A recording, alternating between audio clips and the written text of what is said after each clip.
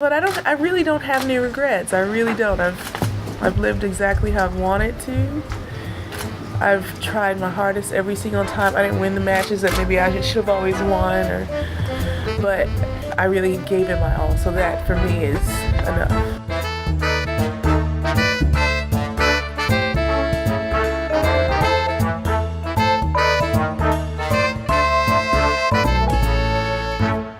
Hello everybody, welcome to episode 91 of The Body Serve. I'm Jonathan. And I'm James. This time we are not coming to you from the car. This is this is our third Cincinnati related episode. The first one you might recall we recorded while we were driving to Cincinnati. The second one we recorded an intro in the car. From the stationary car. From the parking lot. And we attached some outtakes and full-length interviews from the player roundtables yesterday. This episode, we're going to do a little bit of an intro, tell you about what's been going on, what we've been doing, what's going on site with the tennis, and then we're going to finish again with some more outtakes from the player roundtables.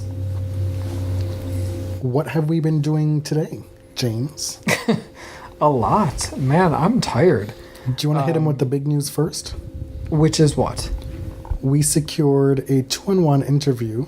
Both of us were there interviewing. Well, we can't do drum roll. Do your drum roll thing that you did before. We have Françoise Abanda on the show. We watched her in qualifying over the weekend. She beat Misaki Doi, and then she beat Vikliantseva pretty convincingly in the second round of qualifying. Vikliantseva then got a lucky loser spot, and she herself is in the second round. And then today we saw Abanda take out Magda Linette. Yeah. She struggled a bit in the first set and then really blazed through the third. 6-2, right? Man, that first set was a struggle. She was not happy. There were she was, cracking the racket a little bit. And at one point, we got a notification that we had to go to the press center for Zverev's roundtable because he just got into town at 6 o'clock. And we're sitting there at 5:45. And then at 5:55, the service game is still back at deuce. We can't leave the court. We're being held hostage. Yeah. And then finally, Abanda won the game. She eventually lost the first set, then came back, was up 5-1 in the second set. Ended up winning, I believe it was 6-4, and then again 6-2 in the third set. So she's had quite a week. Yeah, she qualified for Roland Garros, for Wimbledon, won 3 qualifying matches at each of those tournaments, and then won 1 match in the main draw there. Like, she's been playing a lot of tennis this year. She's been winning a lot of tennis matches this year. She lost to Caroline at the French Open in the second round, love on love. Not a sparkling point of one's resume. But then in the second round at Wimbledon, she pushed Ostapenko deep into a third set. Yeah, that was really a quality loss, and she mentioned that she's beaten Ostapenko in juniors before. Yeah. And careers just take different paths, and different some players develop at different rates. So, but let me tell you, I was thoroughly impressed with her sitting down 1-on-1, and she's the very first Canadian player guest on the show, which is pretty big for us. We are a Canadian podcast after all. Right. And when I requested to speak with Françoise, I did mention, we are based in Canada, hoping that would spark her interest a little bit. And of course, I was hoping that she would win, not only because we like her, but it's much more likely that she'll sit down to an interview if she's won. And it exceeded all our expectations. So that will not be on this episode. Oh, well, you really had me all excited there. That will be on our subsequent episode. And mind you, by then, we may have another even bigger guest at that time. We don't know. Who knows? We're trying our damnedest out here. The 2 previous times we've been credentialed, I was only able to get 2 sit-downs on each occasion. Last year in Cincinnati, it was Sanya Mirza and Svetlana Kuznetsova. And then in Charleston this year, I got... Who did I get? Naomi Osaka. And Mirjana Lucic-Baroni. And let me tell you, all that work doing it by myself, it was exhausting. It's so great to have you here to share the load. So now I'm here and I'm exhausted too. The thing about being impressed is that I haven't watched as much tennis as I'd hoped, because you're kind of bouncing around between press conferences and like writing. I was watching Madison and Coco last night. I was watching, but I was also taking pretty thorough notes because I knew I wanted to write about the match. And you did, and it came out really well. Oh, thank you. Thanks. So be sure to check that out on thebodyserve.com. But you have been bitching a lot about not being able to watch enough live tennis. It is kind of what I do. I mean, nothing about your experience so far has been unforeseen. It's exactly what I told you it was. True. I did really want to watch Sloane and Shafajova on Grandstand, and the match after that on Grandstand was Dominic Thiem and Fabio Fognini, which I also really wanted to watch. So I watched parts of both, because I ran off in the middle of Sloane's match to talk to Francoise, and then I was able to come back. So Thiem and Fognini was as much of a mess as you can imagine. Dominic played quite well. He was coming to the net a little bit. His serve was, he hit some really fast serves. He has a big serve. Yes. And Fabio... He threw up. He barfed on the court. Threw up. Which I missed. It happened in the first set when I was still up in press. Yeah. You know that tweet that's been going around, I think it was Double Fault who tweeted it, where it said, man, the ATP or something, and it shows a picture from the O2 finals a while back, with the 6 top 10 seeds who are injured at the moment. Right. So that's been going around. I mean, this draw has been decimated. The men are a mess. I tweeted tonight, man, the ATP is a fucking plague right now. Really. It really is. Punctuated by Fabio barfing all over the court. There's this picture of the poor ball kids having to, hazardous materials people. That is not part of their job description. No. And so Thiem is standing a little ways back, hands akimbo, looking like, what exactly is going on right now? I mean, you expect drama with a Fabio match, but not necessarily bodily fluids. But credit to him, he kept going. Yeah. He didn't play great because he didn't really look like he was in good shape. He wasn't in fighting form. In the last game, I think it was at 5-2. Fabio, he wasn't trying to lose, but there were a lot of deuces, and Dominic kept blowing these chances, and Fabio's like, I'm not feeling great. Are you going to win this match or not? I don't know why in the hell in the first place, outside of your thirst for Thiem, you were so hell-bent on getting to that grandstand for that match tonight. Why would you not? You were sitting in the press room pouncing, but I gotta go to the grandstand. I want to see Fabio and Dominic. It's a draw. And you could tell because the matches on center court were Isner Paul and Muguruza and Haddad Maya. And they were very, very quick. And the crowds were really at the grandstand. It was impossible to get in there. It was preceded by Sloane and Shafajova as well. Yeah. Oh, so instead of in the car, we're coming to you from the luxury of our king bed at the hotel suite. Is this a California king? I don't know what a California king is. A California king is like extra long, I think. Or is it extra short? I don't know. No, it's not. Call Rihanna. She has a song called that. Can you tell I have never stayed in such luxury? I don't. No, neither have I. But what else happened today? So we saw Venus Williams play what I describe as one of the most efficient and clean matches I've ever seen her play. Yeah, Venus was really special today. She just came out with a plan, and it was executed so brilliantly. It was extra hot today. Temperatures were touching around 87, 88. Humid. Lots of humidity. And Venus came out. When was the last time you saw Venus in a cap? She had a white Oh my cap god! on. I barely recognized her. Yeah. You couldn't. Her hair was all tucked in the cap. Mm-hmm. Yeah, it did not look like her at all. But from the very first game, Venus opened the match serving. She had a purpose and an intent with her game that, wow, like you see that intent all the time, but you don't often see that execution. Right. She hit 4 serves that touched near 110 miles an hour, first serves in that first game. And in her first 2 service games, she had hit 3 aces out wide to Riske's backhand. That Riske was just kind of like, okay. I mean, what?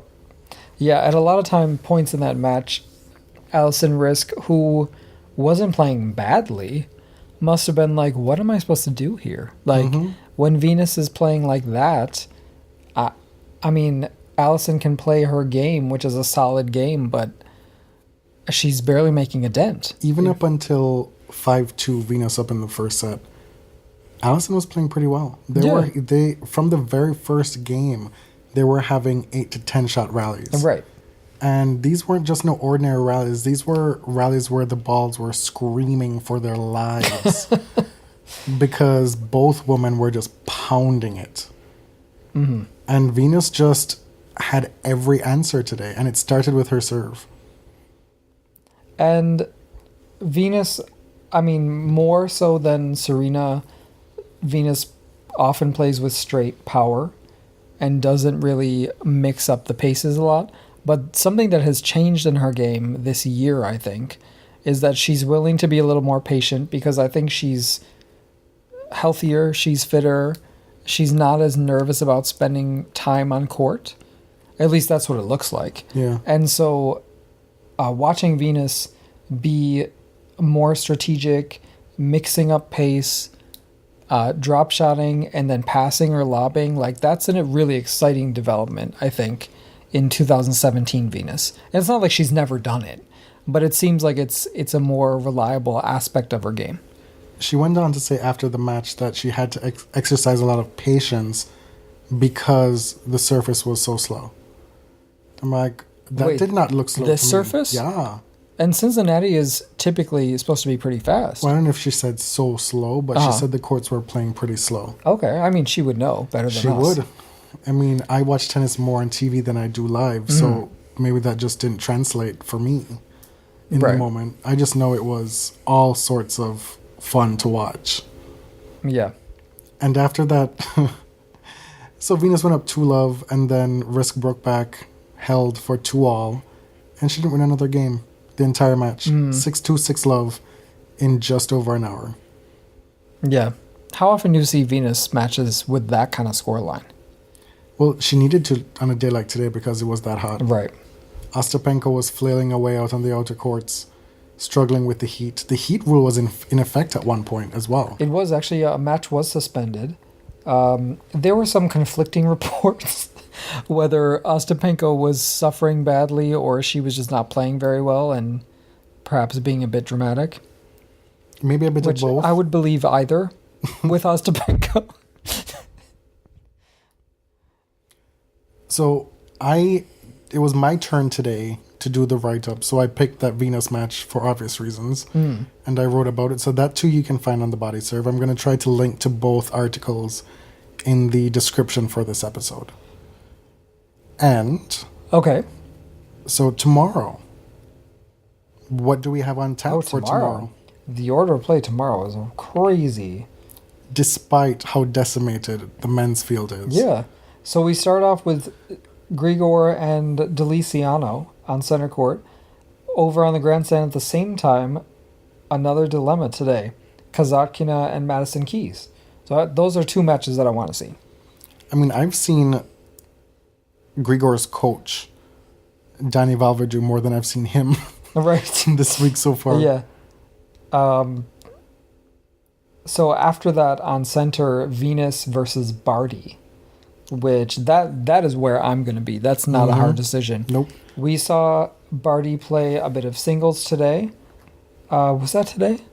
She played singles and she won. Things are like really, melting together for me. You were at some of that match. I did watch. I watched Barty win. And you were also, we both were at the back end of her doubles match. Yeah. With Casey, where they beat, who did they play? They beat Alexa Glatch and McNally from the U.S. And unfortunately, I actually I'm not really familiar with McNally. I don't know her first name. And we're doing this live, so you know. Yeah. But two young American women.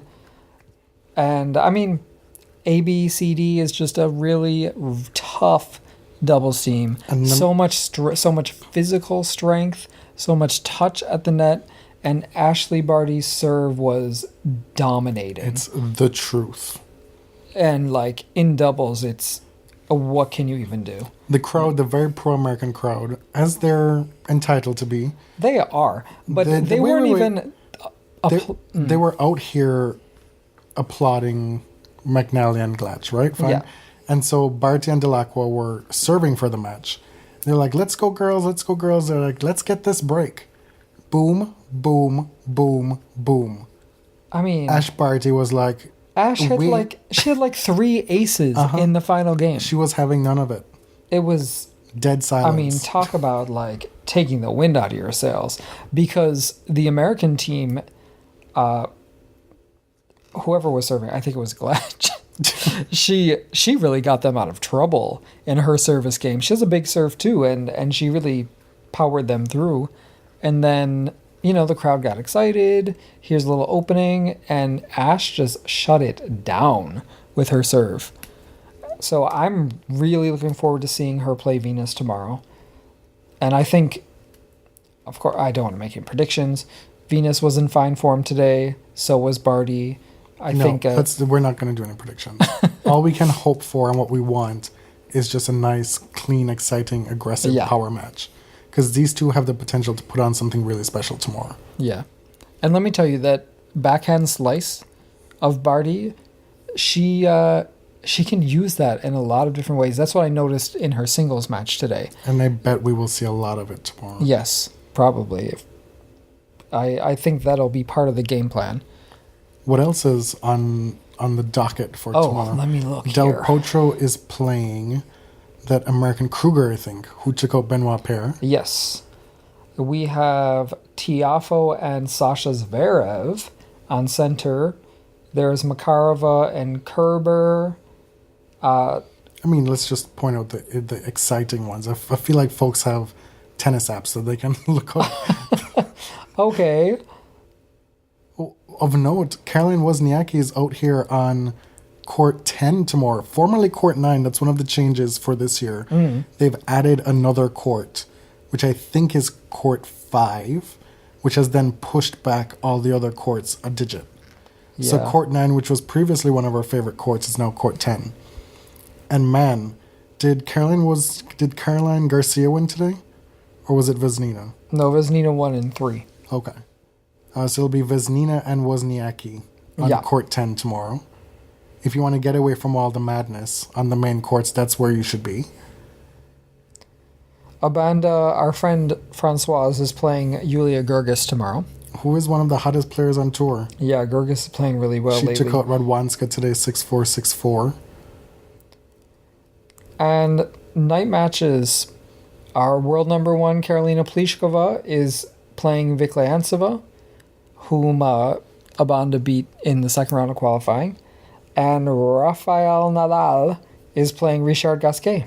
Yeah, the two number 1 seeds, you can't really argue with that.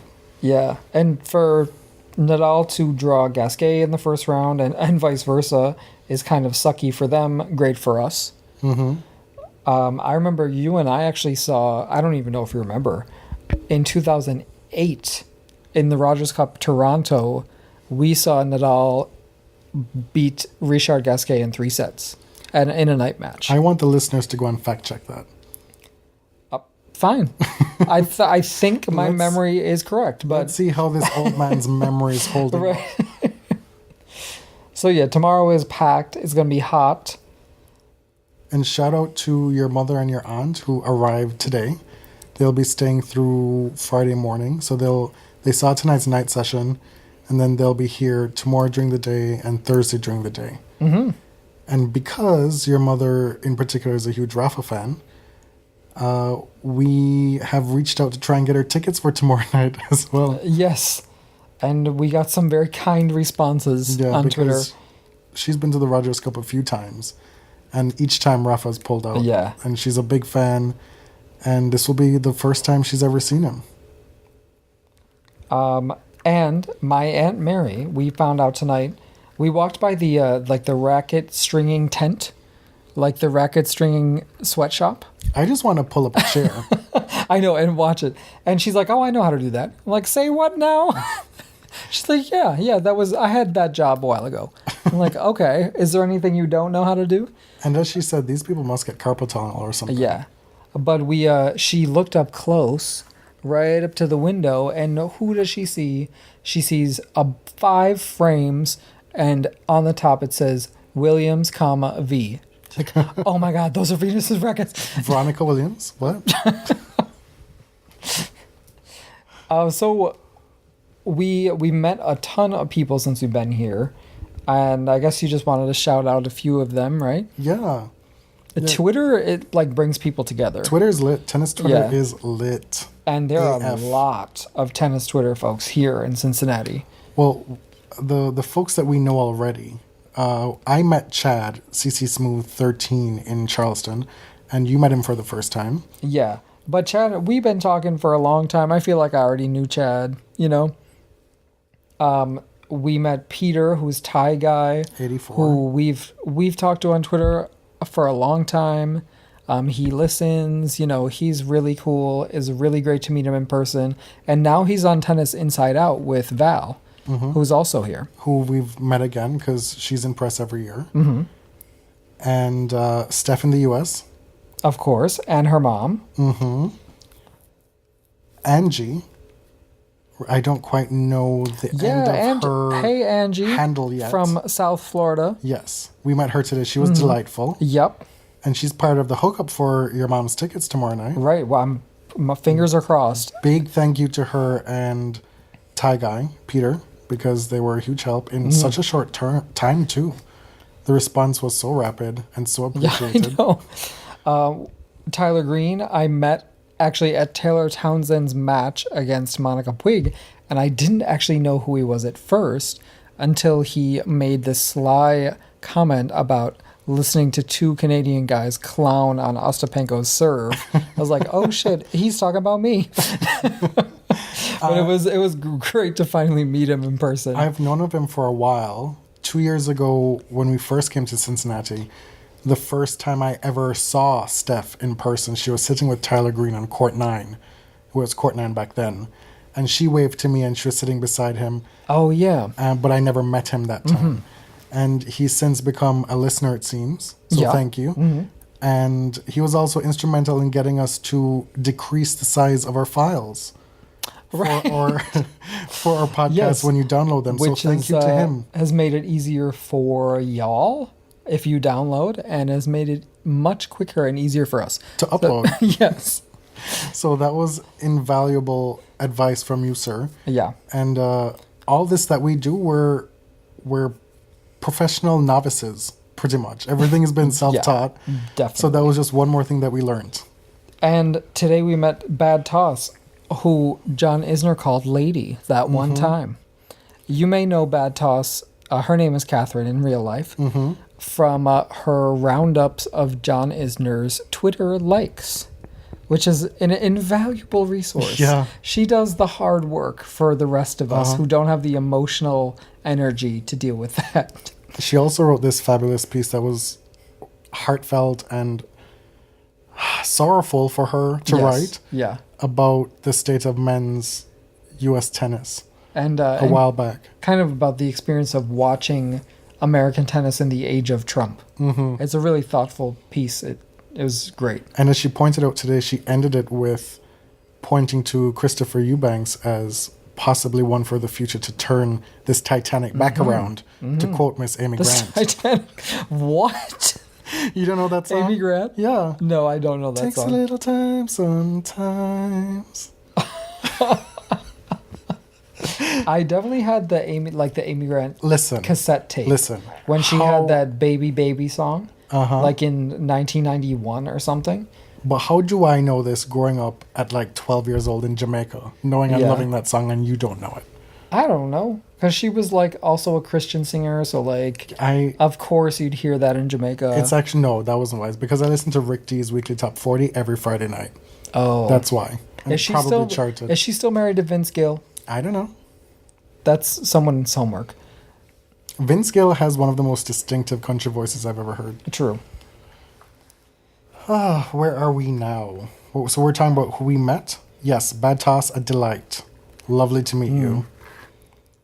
And I'm sure there are a bunch of other people that we're forgetting to shout out. We'll shout you out later on because this ain't our last Cincinnati episode. No. Before we kind of intro the remaining roundtable snippets, can we talk about real quickly how much of a fucking disaster Applebee's has been this year? Like, No, come on now. A complete shit show. Now, we should say this is not due to the staff because No. the servers, everyone who works there is delightful, is so nice, is just wonderful. And they're going out of their way. But, like, I feel like nobody told them a tennis tournament is going on because they don't change. I don't feel like they change their scheduling. They don't put anyone extra on shift. They certainly don't stay open later. And we get there, there's no draft beer because the tap lines are frozen. So there's no draft beer. The computer system is down, so handwritten chits are being taken to the line. And we know what that's like. We do, which is why we're like, we're personal getting experience. appetizers Yeah. tonight because there ain't no way that steak is coming out on time or cooked properly. There's just no way. And so once we actually got the orders in, it came out fine. Yeah. And we had an absolutely delightful waitress. Yes, shout out to her. But it's the third time we've been there, and it's not been great. Yeah, I almost time. feel like they don't really want anyone to come during the tournament. You know, that's like the impression I got. Man, like, we'll be back again maybe 1 or 2 times before the end of the tournament, but we'll go do something else for a little while. Yeah, and there's not that many famouses who go there anymore. Famouses. Yeah. Well, you did walk by Mr. Pat Cash. Pat Cash? Yeah, it was not that exciting. I can tell you that. Bruno Suarez was there once. Yeah. A bunch of the people who work for the ATP, they've been going. They don't really count as famous, though. The behind-the-scenes people. So let's talk about these snippets. Sure. Okay, so so today was like the second day of the all access hours or whatever. There were really only 2. There were holdovers for folks who didn't get here on time because Caroline was up in Toronto after having played the final, and Zverev was traveling from Montreal. Yeah. So I went down to listen in on Caroline's. I asked a few questions. She's a little reticent in press. She doesn't give you like a whole lot. No, not at all. That was my experience in Charleston, and why I sent you by yourself today. Oh yeah, it was good practice. I mean, she was perfectly nice. She was fine. She's perfectly nice. and she answers your questions, but you don't really get much. Yeah, you get the rehearsed answers. She made good eye contact and everything, which I always appreciate. I think it sort of separates the grown-ups from the kids. But yeah, I mean, it's cool to talk to her still. Yes. Angie Kerber, I'm not supposed to have favorites. I'm trying to remain professional in press. She was wonderful. I was so impressed with Angie Kerber for the same reason. Eye contact, amazing. Just her level of conversation is pretty elevated for an athlete. You feel that she's trying to give you honest answers. And she also seems pretty grounded. Who else? Simona Halep was great as well. Yes, she She's funny. Another one She's who very seems funny. earnest. Yeah, she does seem like a very serious person, but it does seem like she's managing to deal with these really tough losses a bit better, because she's had some heartbreakers recently. Even after Roland Garros, she comes to Wimbledon, and I think a lot of people were expecting her to just be bad, to just be devastated by that loss. And man, she got to the quarterfinals and put in an absolute classic against Konta and played so well, and then lost another heartbreaker to Svitolina just badly. And she was, well, you'll hear, she was very straightforward about her performance in that match. And then the remaining two, Karolina Pliskova, your new world number one, and Dominik Thiem. And we are here to tell you, well, I am here to tell you that Karolina Pliskova is actually 50% the robot that Dominik Thiem is. Oh my God, that's so rude. Karolina's, she's funny. She's she actually is. way funnier than I expected. Yes. And Dominic was just maybe a little bit low energy. That's how I would describe it. You know, I'm not going to complain about seeing Dominik Thiem in person, ever. But, you know. So, I still haven't edited those fully yet. You won't be getting the full press interviews from those five, but you'll be getting bits of it here and there. Yeah. The full ones would not be that interesting. No. We left those for the previous episode with Joe Konta and Muguruza. Those were the two standout ones from start to finish, I think. So, enjoy part 2 of Chatting with the Stars. Is that what it's called? What did we call the first one? I don't remember. You don't remember? I don't even remember what day we released the last one. Anyway, what day is today? Today, that's a trick question because it's after midnight. Oh, okay. Today's officially Wednesday. Okay. So enjoy part 2. How did you get to Cincinnati? Explain that. It's complicated. Checked the Instagram. Yeah, I'm still confused. So if you can just walk through the steps of after your last match in Canada. Well, You got it. Darren told me that it's really complicated to get a normal line, and he asked me if I would like to have a private plane, and I said for first time in my life, I said okay, let's take it. He arranged everything, all good. We went there like 5 minutes before. Everything was okay, no controls, no nothing. And when I saw the first time when I saw the plane, I was scared, to be honest. He said that, okay, be calm, it's gonna be okay. And we had to stop in Buffalo because of the customs. And I said, it's enough, 30 minutes. I'm not gonna go again in that plane.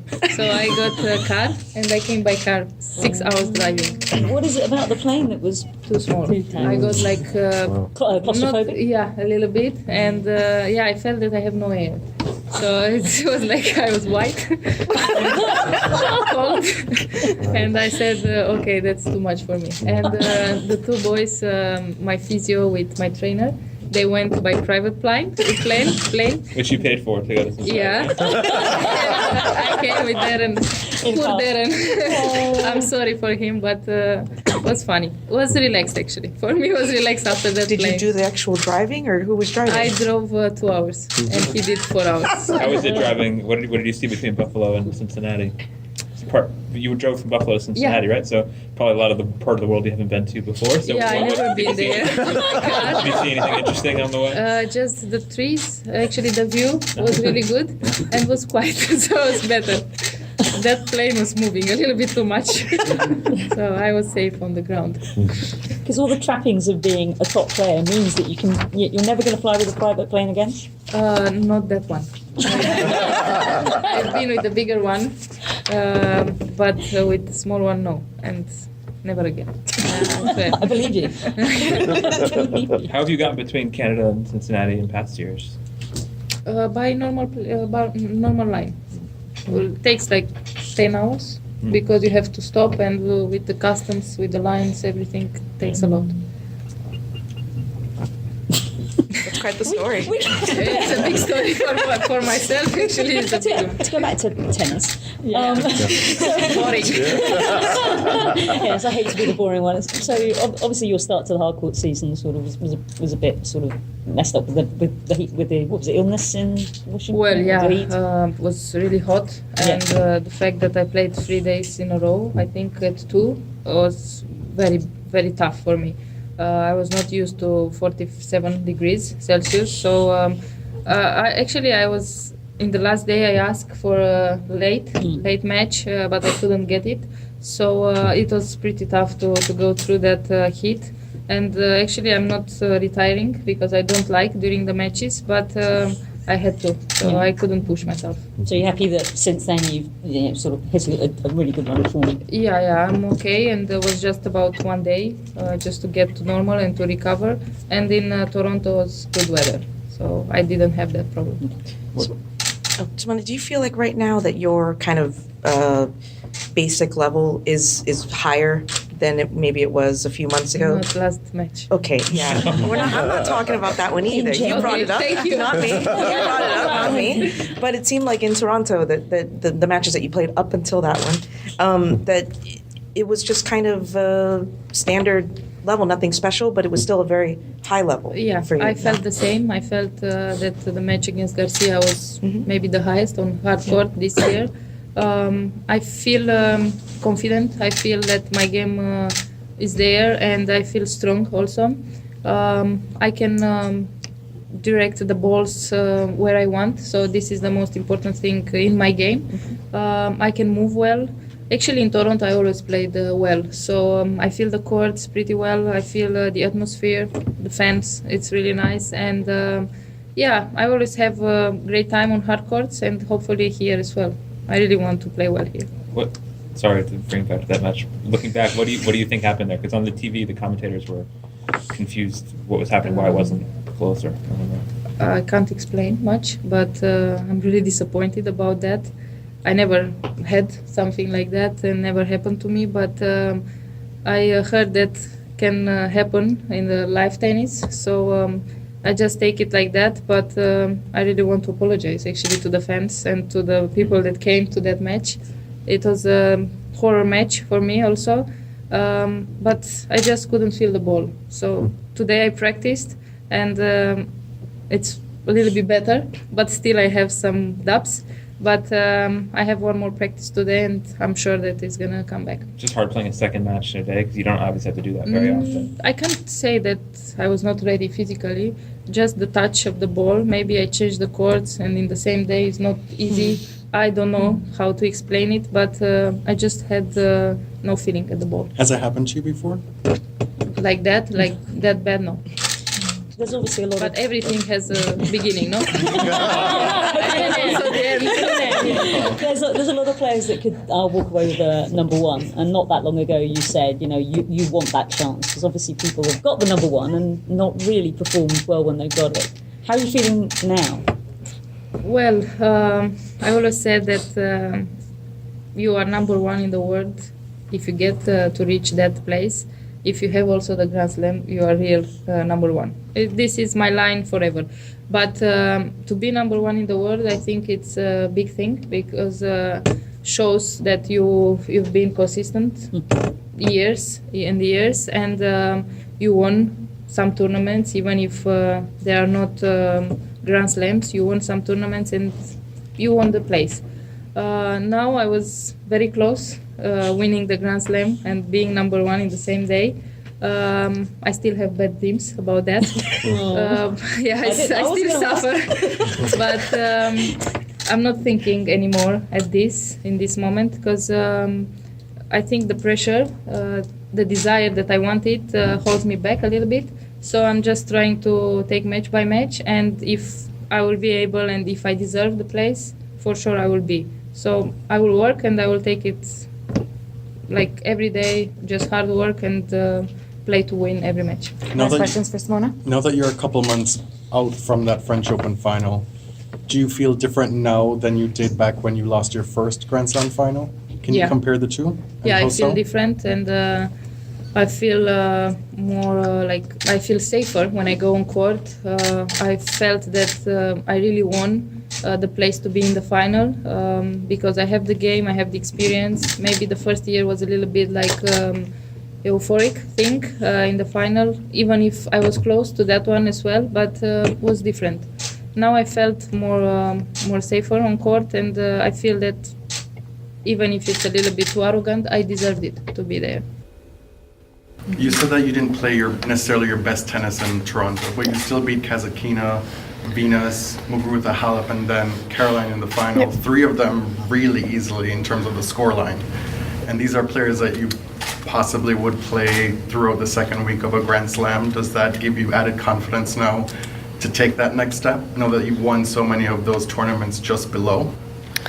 Of course, it's a massive confidence push for me for a Grand Slam before the Grand Slam, and I can, as I said, each tournament, like in Dubai, I was playing amazing tennis. In Toronto, I needed to go through the difficult situations in the matches, and for me, this is really shows that I can manage even bad days. So for me, it's very, very important sign that I'm moving the right direction and I can play better in a Grand Slam. So yeah, it's just one more step in a good direction. You're 22, still very young. Different players of your age group or maybe younger, you've seen ones where they go really well and then they drop off, some that are inconsistent. You've been the steady climber every year, better ranking slowly with everything. Do you think that's a reflection of your personality? What do you think that is in terms of the just kind of consistent, improvement? That's a little bit of my personality, because when I was growing up and playing juniors, and then I started with 10,000, then 25, and I had this always in my head and always been told by my parents that everything needs to be step by step, and you don't need to rush things. If you didn't win the tournament like below, you still need to work on some things to be ready for a next level. You cannot just win and then not be ready for a next challenge. It needs to be very consistent, and I think this what gave me this push now, and I'm playing consistent and for a couple of years already. And I think it's just something was coming from early years. Belief is such an important element when you step on the court, and a lot of players talk about when they first realize they belong in the top 10. Do you remember that moment where you thought, I do belong here? There was no such a moment when I decided this. It was just coming with the wins I had. I know that lots of media say like I beat almost like all the players top 10. But I don't think about it this way. I try to like the titles, like big titles, they show that my game is good enough, and even not playing my best, I can still fight and be ready to compete against good players. And for me, this kind of matches and tough matches, that's what makes the difference and gives me confidence. There's only 4 top 10 guys in this tournament now that Roger pulled out, so there's a lot of opportunity. To make you feel differently about the tournament, or is it still just about it being a tough event for you? Of course, it's a tough event, and we also saw last week a lot of close matches. Probably it's going to be similar this week. So I think everybody can go pretty far. Everybody can go out pretty early. So I just look at myself and hope that I'm playing well, that I'm playing better than the last week and the last years here, and then we'll see. You're pretty unique in that you give some detailed wrap-ups of your matches on Facebook. How did you get started doing that? It was a longer time already. I started with it when I got up, I think, when I got into the top 100. and well, I did it way more than I do now. It's taking pretty much time away, so I stopped it a little bit. But I think it's nice to think one more time do the match, and that's why I did it, and I still do it sometimes. Dominic, obviously you're 5-5 in your last 10 matches, which is not good enough for you, but not terribly bad record. So I saw you chuck your racket during practice on Friday. You're very intense in practice. Can you tell me a little bit about that? Is it more than practice, or? Yeah, the last 2 weeks were pretty frustrating. I lost twice with a match point, and well, I never played that good. I never felt my game here and in Canada, so that's why I'm not that relaxed like I was back in Europe. And unlucky for me that somebody filmed it, because it was during the first days here, so almost nobody was there. But yeah, sometimes I do it also in practice. I think better in front of 5 people than in front of 10,000. And yeah, I have a pretty high intensity now during practice, just to get a good feeling back. Because what you said, I mean, Wimbledon was very good. I don't complain about that, but the tournaments before Wimbledon and also after, obviously, were not going 100% my way, and that's why things got a little bit more tensed for me. What have your experiences this year defending slams for the first time, being number one for the first time, all those big first-time experiences, what have they taught you? It's a completely different than it was last year. I mean, it's all from the first time for me, like defending titles, being the number one, and also coming back to the number one spot. That was also something I learned in this year. So there are a lot of things that new for me, and I'm just trying to learning actually. It's one of the years that's again a learn year, but trying of course to playing good and trying to taking the new experience, new challenges for me, and just looking forward and trying to playing better and trying to getting my schedule also now done with all the things around. But I think that now I know how to do everything. With the experience you've had before going back to tournaments, defending a lot of points, and that'll make New York easier, having already done this in Australia, knowing what it's like a little bit? I think it will be easier than it was in Australia, especially Australia was the first month and the first tournament of the year, so it was a little bit different and difficult, but now I think it will be easier, but of course it's always not easy. I mean, it's always easier to saying, but to doing it's always a little bit tougher. But I mean, I'm looking forward to having another chance like this and the feeling to defending another Grand Slam. You've talked a lot about learning. What things specifically have you learned, and perhaps in how you're handling things better, how maybe you're more comfortable right now than perhaps you were earlier this year?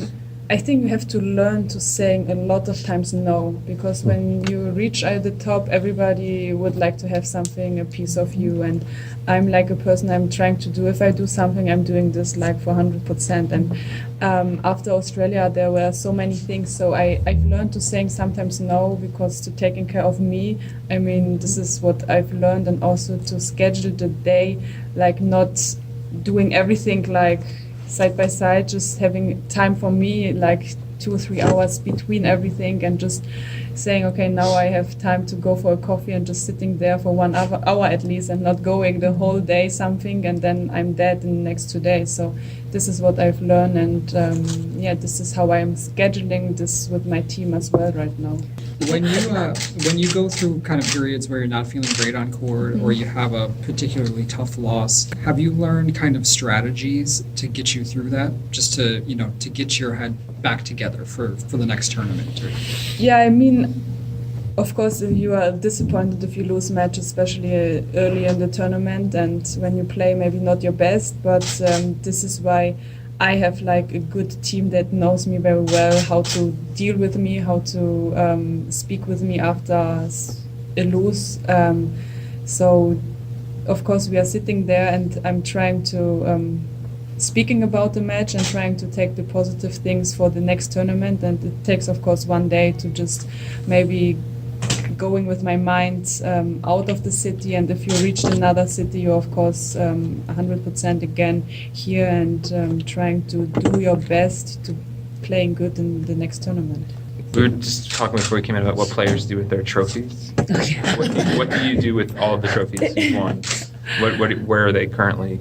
They are at home. I mean, Are they I don't displayed somewhere? Yes, they. I have a, how you say? A trophy case. Yeah. Yes, and they are all of the smaller ones, or the first ones when I was a junior I won, and like the new ones there, of course they are before. They are.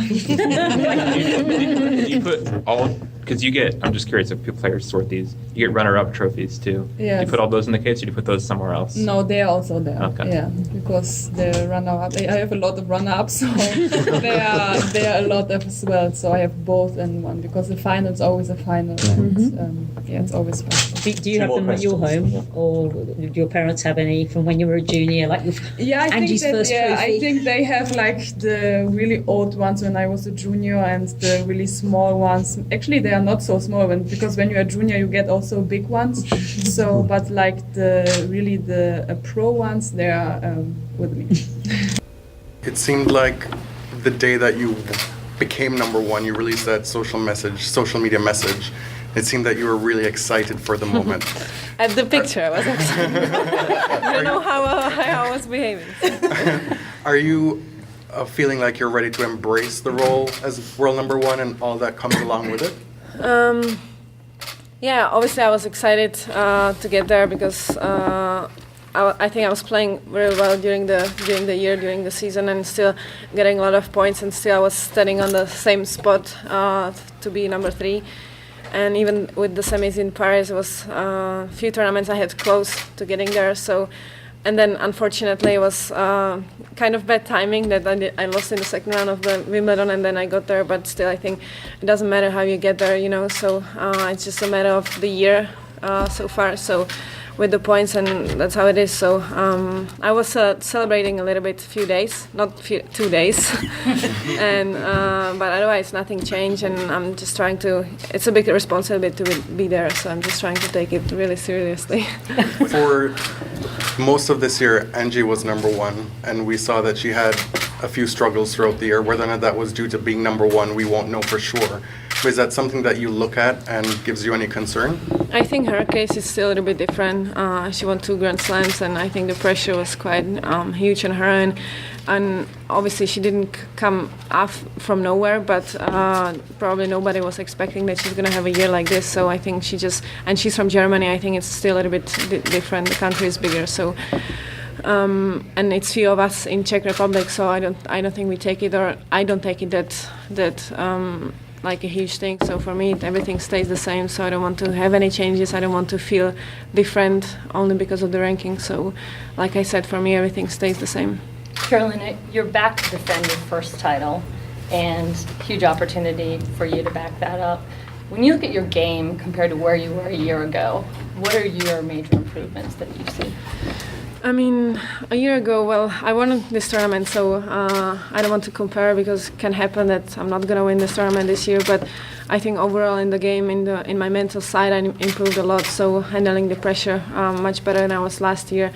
Obviously, last year this time everything started to change a little bit. So I was playing better. Obviously, my first final at the Grand Slam happened in a few weeks after this tournament. So, but since then, I think I played quite a lot of tournaments, good tournaments, few titles. So I think overall there are some changes and improvements in the game and in my mental side as well. Can you say how you learned to handle the pressure better?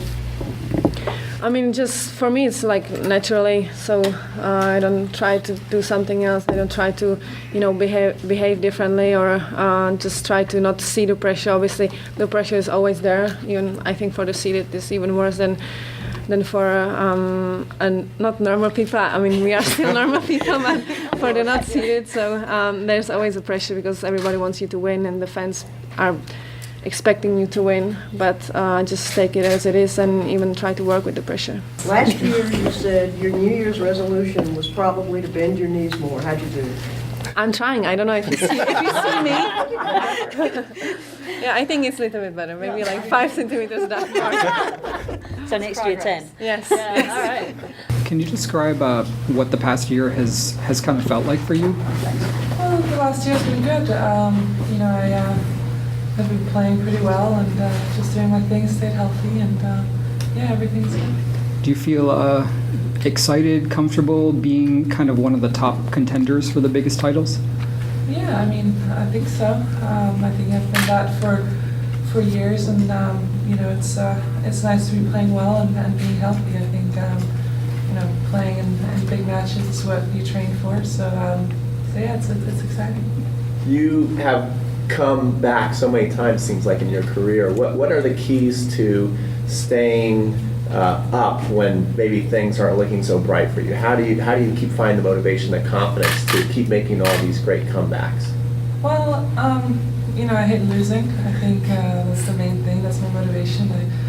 I hate losing when I'm out of court, so that's what I train for, is to win and be out there and play the big matches and play the big crowds. Caroline, have you made any changes in order to do that, or are you still pretty much training and practicing? Yeah, I mean, I think main thing is that the body's healthy and you can kind of do what you need to do and want to do. And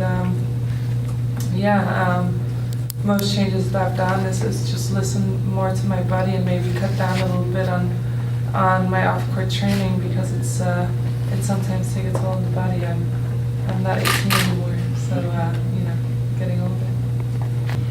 Is there a particular part of your game you're really happy with at the moment? I think I'm moving well and I'm anticipating the ball well. I think that's the main thing, and I think I go from defense to offense and the other way around pretty well. Hope you enjoyed that. That concludes the roundtable audio that we have for you. Everything going forward would be fresh content generated by us. And only exclusively. us. Yeah. And on our next episode, you will be hearing from Françoise Abanda. So we will tease that again. I am Jonathan. You can find me on Twitter at tennis_John. And I'm James. I'm at ElliotJMR. 2 L's, 2 T's. And I will be mainly running the Body Serve Twitter with contributions from Jonathan. But it'll be over during the Venus match today. Yeah. But it'll actually mostly be me. So, you know, check out the Body Serve, check out the Instagram. Which is much more active now than it has been in the last couple months. Well, because we have some more original photos now. Yeah. There's some pretty good stuff on there, so check that out. Till next time.